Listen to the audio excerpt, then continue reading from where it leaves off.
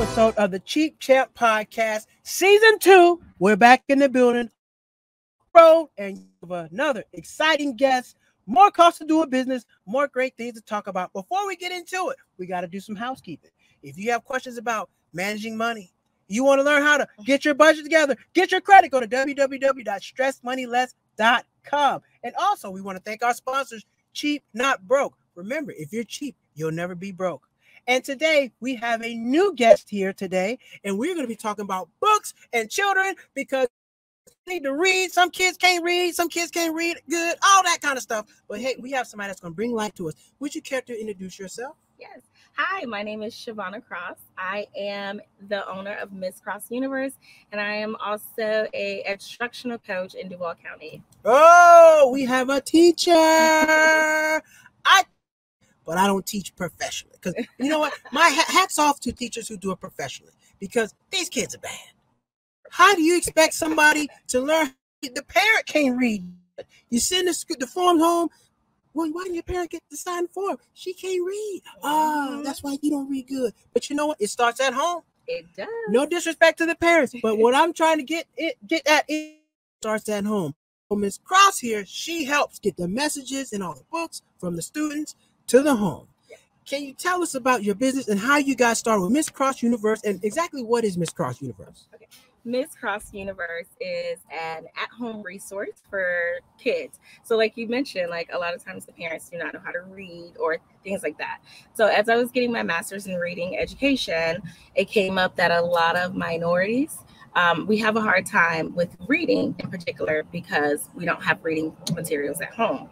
So that's how Miss Cross Universe got started. I started by making learning boards for students around the neighborhood and then also doing free libraries. So I started with my little free home library, which anyone can start. It's a nonprofit organization. And so by just having a little library up in your neighborhood. And so then I just kids coming to get books. I'm like, oh, I have to get more books. So I started just making it into a mobile library with Miss Cross Universe. Nice. Now, what is a learning board? You said learning board. What is that? Is that like a regular chalkboard or something like that? It's something new. Like a trifold, like the science fair boards. Okay. And you just put everything like the child should be able to learn like words, letters, numbers, shapes and stuff, and we put it all on one board. So every day they'll go over it. Schools usually have it like preschools, but they have it up. But when your child's not at preschool or you can't afford preschool at the moment, the parent can have it at home.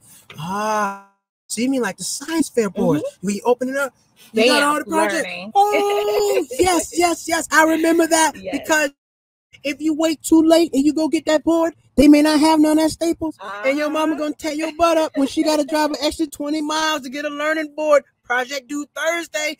It's Wednesday. Amazon ain't gonna get it to you. So students, parents, hey, you got to get that stuff early. That is good.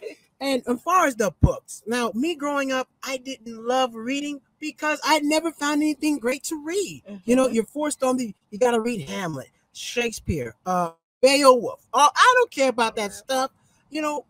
But a lot of kids like comic books, but they don't encourage reading in schools. Yeah. So what does your teacher encourage reading? Because I just found it was boring for what the kids, school gave me. So I will say this. Scary Stories to Tell in the Dark. That was my favorite series. I did read that, but I found that on my own. The school didn't provide that to me. So what type of books do you provide for the students to read? I'm so glad you said that because exactly what little free libraries are. And about my little free library, well, it's not little anymore, it's big, it started little, but it's to provide books that students want to read, like kids love to read. So also providing books for Black students, because in schools, I started teaching 10 years ago, I taught reading, and there was no books with Black people on them. I'm like, you expect me to teach Black kids, but no books, so they're not interested, so we cater to all of that. So my mobile library caters to comic books, we have coloring books, and I even have coloring books on Amazon. So just everything, all like the series that little girls like the drama series for high schoolers, middle schoolers, little kids, they like the OWL series, which in schools they don't have it because it's seen as, it's too cutesy. So we just cater to what students like. I do a survey every now and then that parents can go on and tell us what their kids like at home. Mm-hmm. And then I base my library books that based in that neighborhood, based on what the students like. You said something interesting about the students for Black kids. Yes. First off, the pages are black and white, and you don't have none for Black kids. You knew it was racist because the whole page is white, and you got these little black letters. It's too much white, not enough black. I knew it's racist. Black. You got to pay attention to these kind of things. But you know, it's funny because everybody's culturally different. You have Black kids, but you have Black kids from different regions. Yes. You have Black kids whose parents are a little urban. You have some people, Black kids whose parents are country. So even just Black books are not for everybody. Yes. What type of books do you find that Black students like the most in that? Mostly I find that Black students like books about uplifting them. So there's so many books about like power books for Black students, Black kids, period. There's a series about like women in leadership. A lot, I did not know this until I started my mobile library, even though I had been a teacher for 5 years before. Students like reading history, but like newer dates. So like the pictures are new and everything, but it's talking about like Rosa Parks, or it's talking about, different people. So they like colorful books that have Black students in them, people that look like them, but they like stuff that empower them. Like the Hair Love book, I cannot tell. Give out that book probably like 30 every time I set up shop, because they just look. They're like, oh my God, there's a Black girl in the book with puffs that look like me. So they just like books that empower them. So, and then like the book called Black Love, another one, Black Child, which is off the poem, but I didn't know that until I started, honestly. I was thinking too, like comic books and mysteries, they really just like book that uplift them, because even though we don't think about it, like kids need uplifting. So the affirmation books are really popular too. Like they love saying that I am beautiful, so it's just that. So that was a unique thing that I learned. And I think that a lot of people, are starting to learn that kids like books that empower them. That's true. Empowerment is needed. Now, you said a book called Black Love. I read a book called Black Love, and it was nasty. I was like, oh, hold on now. So you got to make sure you're reading the right Black Love book, because it's Black Love, Black Lust. Because if you can't read, you might pick up lust instead of Black Love. And then your parents will be like, hey, what's a booty call? That's a phone call you make with your ass. So that's what a booty call is. You said something that you pop-up shops. Yes. I did my first pop-up shop last year. Yes. Totally unprepared. I didn't have a table. I didn't have a tablecloth. I didn't even have anything for the sun. So I'm out there selling t-shirts.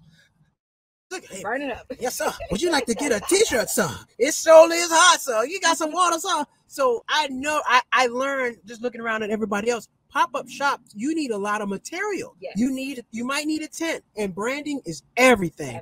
You have to brand everything. Tablecloth, chairs. You need I see you have the bake sign. Yeah. Yes, I don't need. I'm working on that, but we on the budget. Keep not broke. You know what I'm saying? We on the budget. But I'm trying. So, how is pop-up shops now for you, and what was it like in the beginning? In the beginning, same thing. I'm a big researcher, so I like research. Went to a few pop-up shops. Jacksonville have like big pop-up shops, and then they have the art walk like on Wednesday. So I just went down to kind of see what I needed. So in the beginning, I think I overdid it. I had so much stuff out, and I was ready, but I was overly prepared. So I wasn't like you. I didn't have a tablecloth and a tent. I was prepared A1 on branding, thanks to Vistaprint. But I was ready with branding, but I had over too much stuff. I feel like it was too much. So now I bring a different amount, like a lower amount, and I usually sell out when I have that. I feel like when I put too much on the table, people are unsure what I'm selling or offering. And plus I sell my workbooks, and I also do the mobile free library. So the mobile library went from just being on a table. Now I actually have bookshelves there and things like that. So it's getting there. Every time I go to one, I feel like I'm prepared for one. So I've done about 10. So hoping for the new year, do a little bit more and just getting more. Oh, now your mobile library, is it kind of like with my podcast? It fits in a backpack, and I carry it fits in 2 hands. Does your mobile library, is it like, you can Could you do it in California, Texas? Could you just take it with you on a plane? Is it that type of mobile library? It used to be, but the word got out about my mobile library, and I got so many donations. Big time, big time. My garage is filled with books now. It did start that way. I used to only have like 2 bins of books. Pick the books up. I have my tent, and I was ready. But the more like I did it, not only do I do pop-up shops, I started off just standing on the side of the road. So I would just go literally to like the rough neighborhoods where they consider the hood, and I would just at the corner store ask, hey, can I stand right here in front of the corner store to give out books? And they're like, give out books? I'm like, yeah, I just want to give kids books. So that's how it kind of started out. Now it was easier than now. I have so many books. Thank you to everyone to me. But I have so many books, from just my family and friends donating, from teachers that retired. They literally give me like all the books in their classrooms. So now I can still do it. It won't fit on the plane, but up and go. Have you found audiobooks to be competition? I have. I love audiobooks. I love audiobooks. I drive, listen to the audiobook, while I'm washing dishes. Listen to the audiobook. So I find audiobooks are good. Well, I also say the thing about audiobook, you tend to want to do other stuff and you miss things. Because, a book, you're focused on the page reading.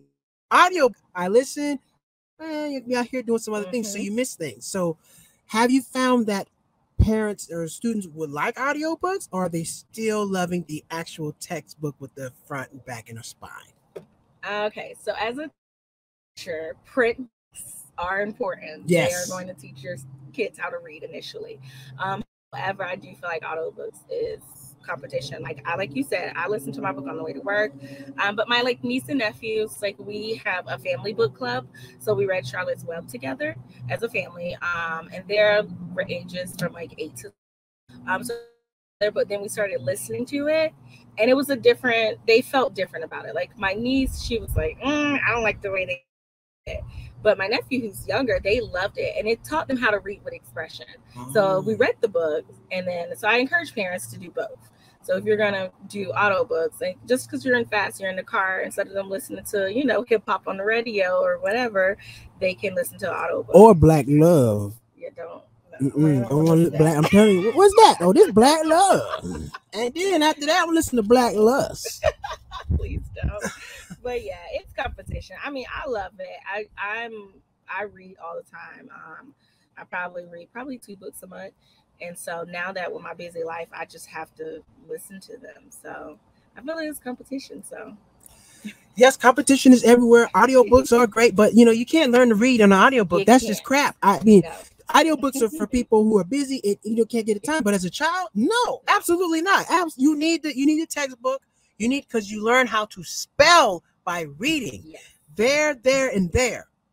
There with the I shows possession. There with the R, and there with the other one over there. Which most adults.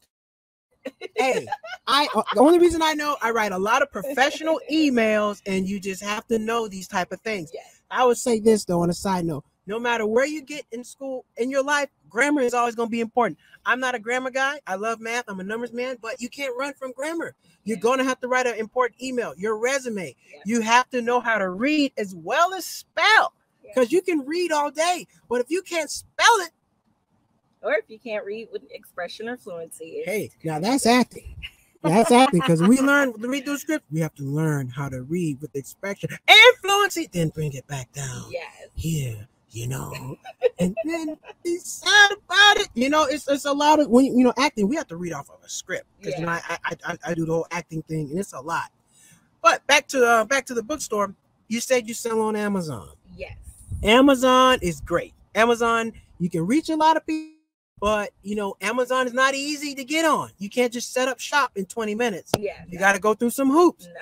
How was it like? What was it like getting on Amazon? It was, at first, to me, I felt like I didn't know how to do it. So that is something that I'm going to do in the new year, is host a class on how to get other authors to get on Amazon. But Amazon has their own publishing company, so that made it a little bit easier to get on Amazon if you make it first, but they have all these guidelines. So it did take a process, but like I said, I'm a really good researcher, so I did my research. And so when I was ready to do it, it didn't take as long. I am looking forward to maybe branching out and maybe getting my books in other places other than Amazon, because Amazon do take a lot of money. Oh yes, it is. Yeah, you seen Jeff Yacht? It needs gas. But it wasn't a challenge, but it was a lot of research. I would say do your research if you are planning to publish your books on Amazon, just because they are a publishing company. They make mistakes just like anybody else, but Amazon publishing tends to make a lot more mistakes and take a lot more money. But it's still good. I feel like I make money in my sleep now. So we call that residual income. Income where you don't have to touch anything. Yeah. Residual income, but it's not residualizing. It's every other month. So I don't know if you can call that residual. You can we're gonna figure out a word for it, but it ain't residual yet. But we're working on that. So you need to put up Sheetnotbroke.com. Your workbooks. Yeah. What do your workbooks entail, and what do they teach students? So my workbooks, again, it's a learning resource for at home, because that's what my whole basis of Miss Cross Universe is, to make sure that resources at home. So I have a variety of books. I do them within the season. So right now I have a calendar journal out for kids, for girls and boys. I also have a book. I have an alphabet book. It's really teaching them in the early stages. So most of my books geared towards preschoolers. Besides, in the summer, I do put out summer learning books. Great, but my books that are out throughout year round are geared toward preschool. So that early learning that a lot of parents now that we're learning because of the pandemic, and even before the pandemic, to get your kids in school early on if you can, and it's like hundreds a week. So that was another thing, thinking about my books, of how can we get them those learning materials at home. So it's just the early stage, coloring. It's a very important stage. Writing, handwriting, shapes, all those things. So all the early stages of learning. I did preschool for about 8 years, and so I have a degree in child development as well. So all those things just combine of like, if we do not start early, it's going to be harder later. So then we have 8-year-olds and like, why can't they write? Well, they didn't really start early. So that's what my books are on Amazon, as to start your kids off early, especially if they're within ages of 2 to 6. Go ahead and go to Amazon, Miss Cross Universe, and pick up some books. Check out the website at the bottom, Miss Cross Universe, scrolling down. Your beginning, you're an educator. Yes. What made you want to get into education? Because education, I would say, is a passion job. You have to be passionate. You have to. Because you always hear about education and this, the fight for the salaries and the benefits and whatnot. So, but you also have Miss Cross Universe. So you also have secured residual income while being an educator. Would you say it really takes passion to be an educator nowadays? Or is it just something people just kind of go into to move on to? Because you remember Teach for America. Yeah. People would just do that just so they can get the next job. Yeah, so a lot of people go to teaching there. Yeah, they don't last. So what got you into teaching, and what inspires you to continue to want to be an educator? I've always wanted to be a teacher. I was that bossy kid. So everyone played school at my house since I was like 5. So I've just always wanted to do it. I went to technical high school, so Magnet Technical High School, where you have to choose a major. Tampa Bay Technical High School, Tampa, Florida. And you have to choose a major. So I chose childcare as my major. School actually on our high school campus that the students ran, and so that just inspired me more. Like, I've always wanted to do it, and then that just, okay, I really want to do it. I went to Clark Atlanta University, and so same thing, just inspired throughout like my college career to do it. It was not what I expected when I walked in the door with internship. When I became a teacher, I'm like, they didn't teach us this. They didn't teach us for the kids that's gonna call me the B word and fat and all those other things. But what inspired me to keep going is that the kids need me. It's just at the school that I work at, when I first started working there, it's probably over 50% African-American students. And then the staff is only probably like 4 African-Americans. And so when I got there, I was like, well, that's kind of weird. And then the students cling to me because they're like, oh, somebody that looked like me. So very early on, like at 3 years, it takes more than passion. Let me just say that. It takes more than passion, because passion does not pay you. as much as you think. Yes, it does not. So it takes more than passion. It really takes having something else. And so like 3 years and all the people that I started with, teachers, all the other teachers that went to orientation with, we all went off to school. All of them had quit within those 3 years. Most of them, it was only 2 of us left. And that's because passion is just not enough. I mean, it's really hard being an educator, but I do it for the kids. I really do. I can say that it's low, it's mountains, they pay us. I really do it for the kids because they need us. They really do. They need someone that's passionate. They need someone that loves learning. It's a lot of people that like that teach for America, or people that's like, okay, I got a degree, I can't find a job, I'll just go teach. You know, you have those teachers that are not passionate, and the kids know. They know who is passionate or not. I mean, parents used to beg for their child to be in my class because I have that passion. I'm going to make learning exciting. I love when kids' face light up and they get something. I love the process of learning. I like to learn. I learn every day. And for me to be an educator, so now, but I did have to get out the classroom. Not have to. I just chose to. I'm an instructional coach now, so I teach other teachers. Okay. So I'm like a home base. So now you're teaching grown students. Grown students, which is very hard. It's harder than teaching the babies. I bet. You know, they don't listen. I can imagine because you know I teach financial literacy in the schools, Mm-hmm. and you know I haven't had as much experience as you teaching, so I haven't had any kids call me names. But if you do, I got some heat for you. So listen. I'm not gonna tolerate that. I got you and your family. So I'm gonna send you home hurt.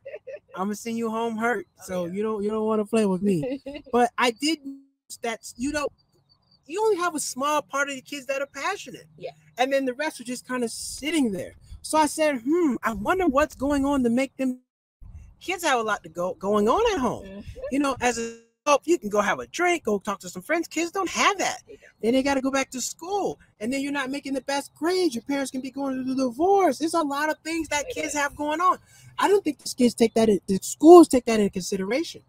Because even at the job, it trains you. Well, just put what I have aside and just keep on going. That's bad for you. It really is. Because some of these kids are going through knows what at home, but you're still expected to make good grades.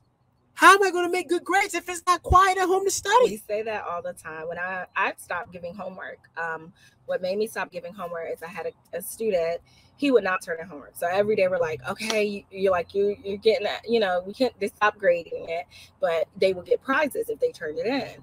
And so, you have this kid who mom was a stay-at-home mom, and as soon as she come in the door, mom is opening the backpack, they're sitting at the table, mom is helping, and then you have a lot of kids that their parents on drugs or things. And I had this one kid that really came to me crying, and he was like, Miss Cross, I tried to do it, but my mom, she was just so drunk, she didn't sign the paper. And I'm like, I'm gonna expect it to kind of punish him for not having his homework done.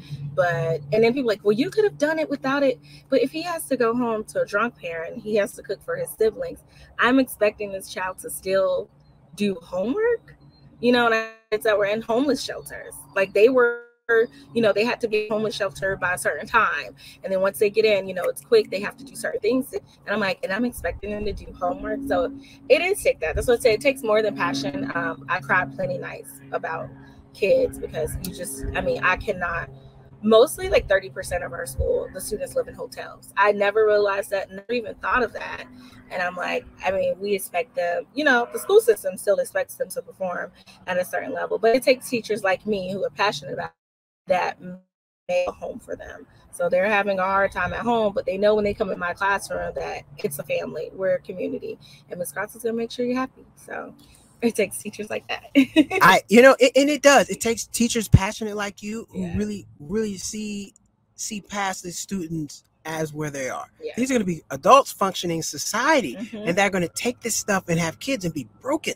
Yeah. Because why do you think his mother's drinking? Because 10 to 15 years ago, her mom probably didn't have time for her to do her homework, and that's where she found the code.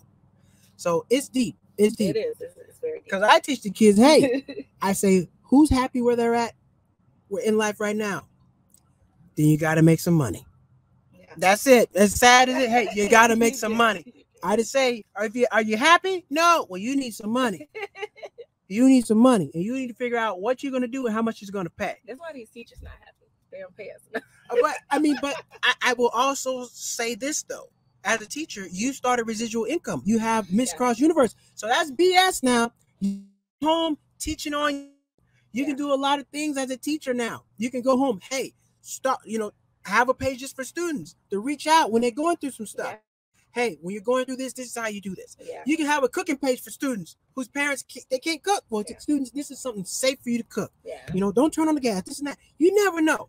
But everything is needed. And now with the internet and all that, you can put it all out there. Just like your mobile bookstore. All this stuff is necessary. And I think the world should be very grateful for people like you because, hey, without people like you, the prison population doubles. It is what it is. That's the prison pipeline is definitely real. Prison pipeline is real. Because let's be real. You got college, military.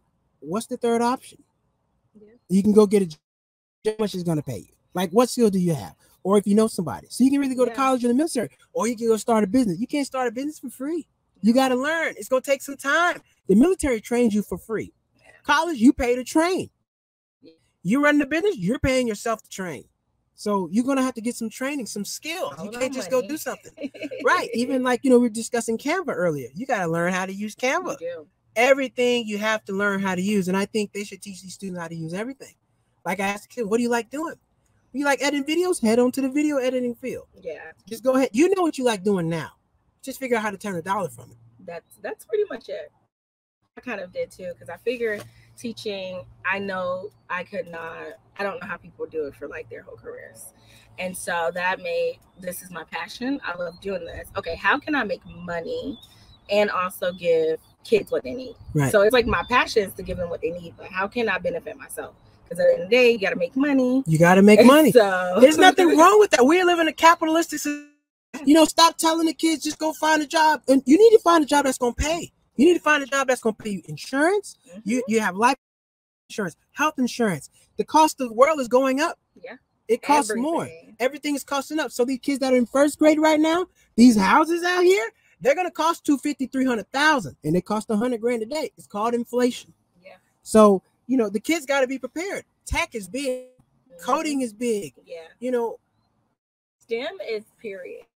Like doing anything in science, technology, engineering, math, that field is like needed. But however, a lot of schools don't push that agenda. So then you have a lot of kids that are interested in it, but the school is not feeding them that. So then they're not interested. They're told to do something else. So that's kind of something we have to push out there. It's like these kids like it. I mean, most of the kids, they can edit a video and code. I mean, I started a coding club at my school for girls, and I could not believe how many girls are interested. I'm like, what do you guys even know about it? But they do.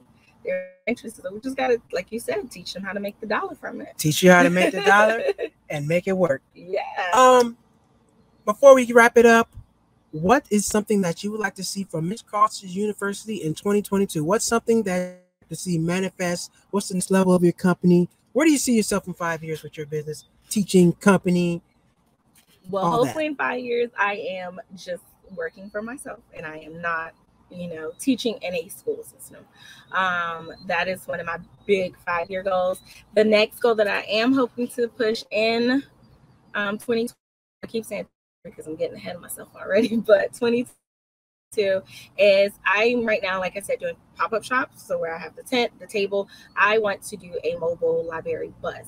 So it's like one of the mini buses where kids can walk on and it looks like a real library where it's books. They get to spend time and pick out things, like you said, that they're interested in, that they like. I could be able to put more books and stuff out. So that is the next thing for Miss Cross Universe. I'm going to keep putting books out on Amazon, like I said, because that helps me make money in my sleep. And I just like to provide those resources. Everybody's on Amazon. I mean, anytime you think of something, you go to Amazon. Yeah, right. So that's what I do like about Amazon. But my really, really big goal is to have my bus. So then I can, come up there and see you in Cali on my bus. Hey, come and see us on the bus in California. Just know gas is expensive as hell. $4.50 a gallon. So you might want to bring some of that gas from Florida. It's going to be high out there. And, when you said that, you said 5 years from now, about Scholastic. Yes. Scholastic. I remember Scholastic book fairs. Yes. I remember those. I remember going out, get the books, and your mom give you a few dollars, go to the book fair, buy books. I remember having the poster with the reading pad for how many books you had. So yeah, I did all that stuff. We're still doing these things. We still do have the book fair. Actually, that's one thing too with my libraries. I have a lot of things that are free now because a lot of kids don't have the opportunity. Their parents don't give them money to get it because parents, again, I mean, it's hard out here. So most of my libraries, not only do I have the books, but I also have like posters that they like, have erasers. They love slime. Sorry for all the parents and kids that picked up slime at my shop, and those things that the kids like. So I'm like, get a book that attract them. They're sitting all the fun stuff on the table, and then they get one. But yeah, that's kind of the idea. But yeah, we still have the book fair.